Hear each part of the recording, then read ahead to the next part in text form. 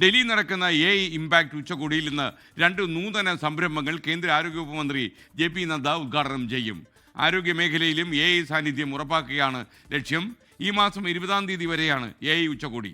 Vinitha VG ഡൽഹിയിൽ നിന്ന് വിവരങ്ങളുമായി ചേരുന്നു. Vinitha, good morning. പറയൂ.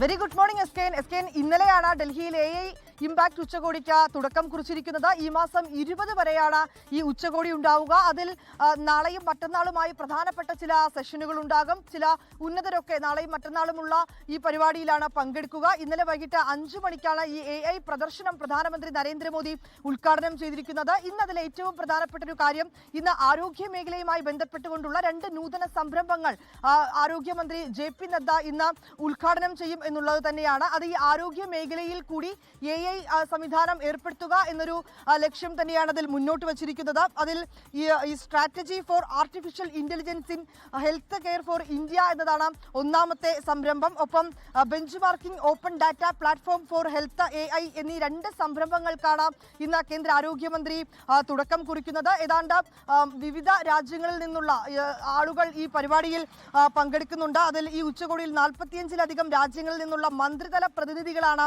പങ്കെടുക്കുന്നത്. ഇത് എല്ലാവർക്കും ക്ഷേമം, എല്ലാവർക്കും സന്തോഷം എന്ന പ്രമേയത്തിലാണ് ഈ ഉച്ചകോടി നടക്കുന്നത്. അതിൽ ഫ്രഞ്ച് പ്രസിഡന്റ് ഇമാനുവൽ മാക്രോൺ പങ്കെടുക്കുന്നുണ്ട്. ഒപ്പം തന്നെ ശ്രീലങ്കൻ പ്രസിഡന്റ് അനുരകുമാര ദിസനായകെ പങ്കെടുക്കുന്നുണ്ട്. UAE കിരീടാവകാശി Sheikh Khalid bin Mohammed bin Zayed തുടങ്ങി 20 രാഷ്ട്ര തലവന്മാരാണ് ഡൽഹിയിൽ നടക്കുന്ന ഈ ഉച്ചകോടിയിൽ പങ്കെടുക്കുന്നത്. ഇത് കൂടാതെ തന്നെ മന്ത്രിതല പ്രതിനിധികൾ പങ്കെടുക്കുന്നുണ്ട്. വിവിധ സംഘടനകളിലെ വിവിധ രാജ്യങ്ങളിൽ നിന്നുള്ള ഉന്നത ഉദ്യോഗസ്ഥരടക്കം ഈ ഉച്ചകോടിയുടെ ഭാഗമാകുന്നുണ്ട്. ലോകത്തെവിടെയായാലും ഏത് സമയത്തും 24 വാർത്തകളും ഓഗ്മെന്റഡ് റിയാലിറ്റി പാക്കേജുകളും എക്സ്പ്ലെയിനറുകളും വിശദമായി കാണാൻ ഞങ്ങളുടെ YouTube ചാനൽ നിങ്ങൾക്ക് സബ്സ്ക്രൈബ് ചെയ്യാം.